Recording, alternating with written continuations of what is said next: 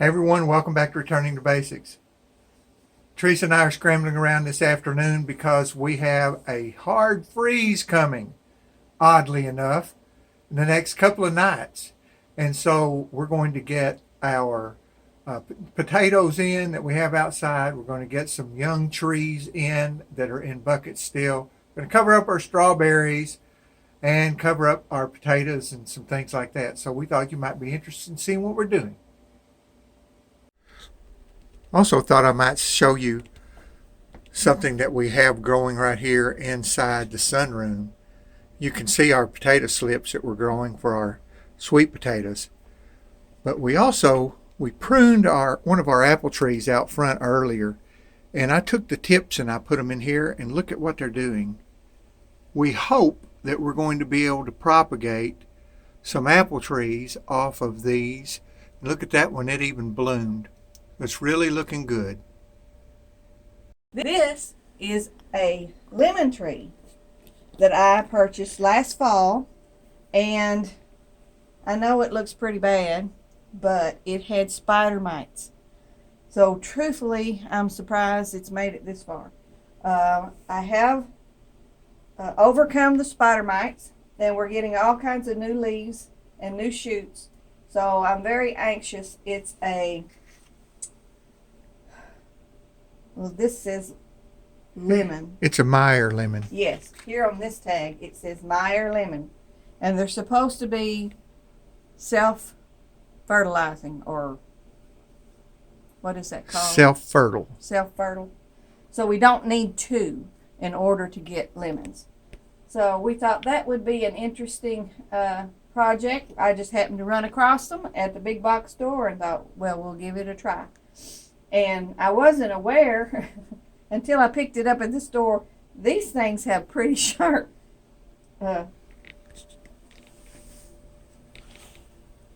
tines on them. Some little thorns. Yes, I was not aware that lemons had that. But you just learn to work around it. Be careful. Okay, we have a lot of things coming up nice. Potatoes and onions. All of this will have to be covered to protect it from frost. And once again, these 3 buckets are going back in the house, in the sunroom, so that they'll be protected. They're still blooming really pretty. We don't want those blooms to die. No.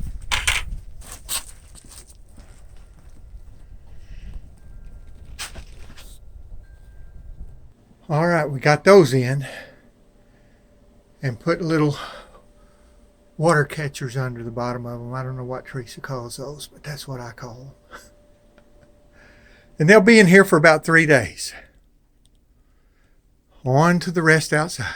This is another profusion crabapple that we bought because we were afraid we might not be able to get another one. And secondly, we have 4 more apple trees coming to put at Dogwood Trace, and we knew that we needed a universal pollinator, so we bought this one. It's here. We may have to keep them all here in buckets all spring and summer until we get to the fall, but we know one thing's for sure: we don't want to lose these blooms, so we need to get it in away from that hard freeze.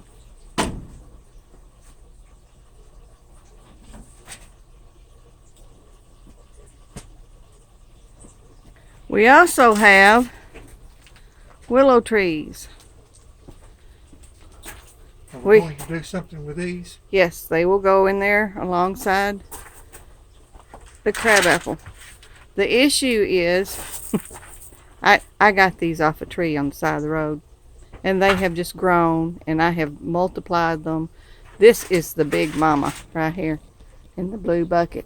Are these parasol willows? Yes, they are. They make a beautiful umbrella. They're not tall and scraggly when they grow up. And I wanted them to put along the creek at Dogwood Trace.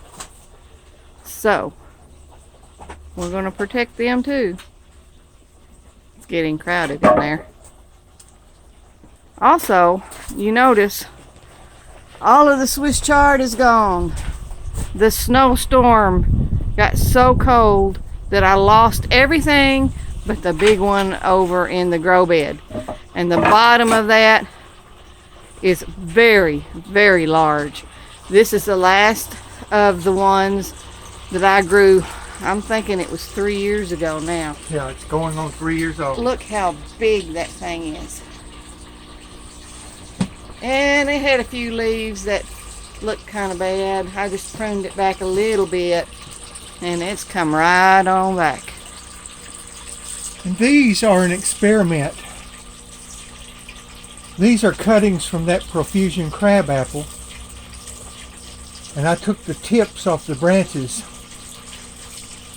And instead of throwing them away, I thought I would see if we could actually get them to root. So I put them in root stimulating compound. And I put them in these cups. And I need to get a little bit of fish water here. I also lost several fish. Neal, you need something under those. Just barely. But everything I've read says that wet roots, damp roots survive cold much better than dry roots. So we were very glad that we had a good rain last night. No big storms. But I lost several fish. Can't see one down there now. Oh, there's one over there. I only have 3 left.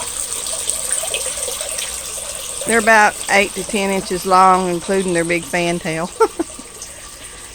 But they still do the job. Yeah, they fertilize the water. So it's a little crowded, but it'll be all right. By the weekend, we're supposed to have warmer weather. And there'll be sun. Even though it'll be cold, there'll be sun. So it warms up out here really well when the sun is out. All right, Neal. Okay, we'll take these clips here And tackle the bed with the floating row cover. And we'll go over and cover up the strawberries and leave the kale out. But cover the strawberries. You think we need to leave the kale out? I think it'll be fine. Okay, let's go see.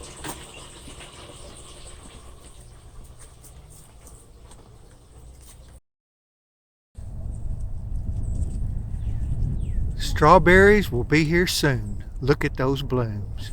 And something made a nest out here recently. Probably a rabbit. This is why we want to cover these, because we surely do not want to lose these blooms. Okay.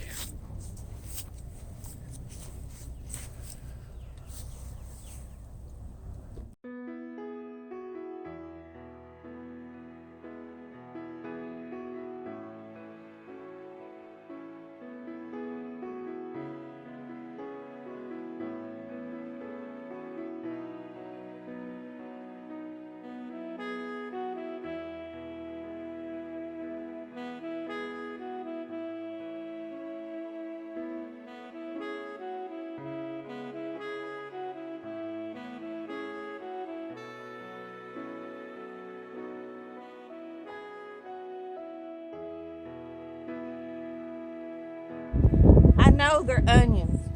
Probably don't need this, but I'm not going to risk it, and I have the row cover anyway, so I'm going to cover them. These are the newest ones. These clips from Harbor Freight have really come in handy.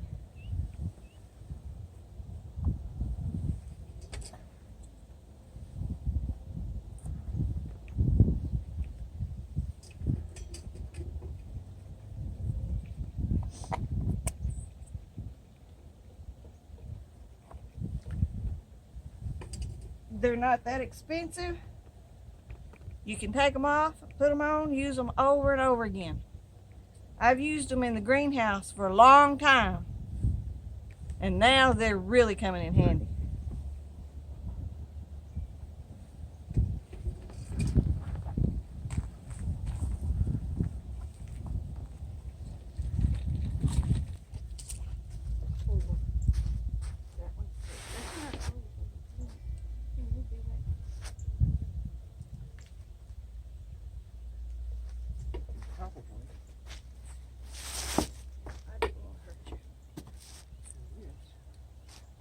All three of that. Do you need to come that way in? Nope. Good.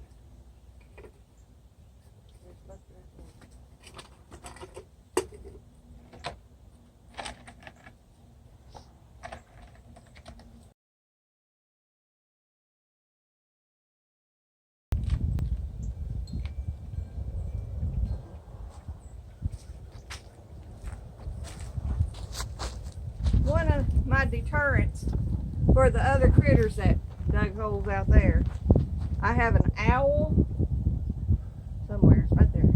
And I have blackbird, hawk, whatever. Once again, like the fake snakes, if you don't move them around constantly, then they get used to them and they really don't work that well.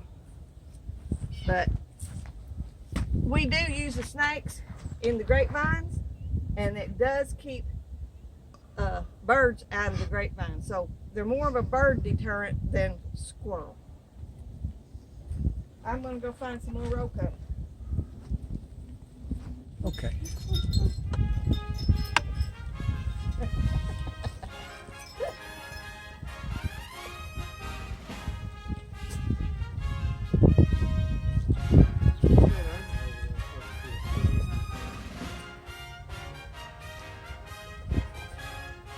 You'll have to.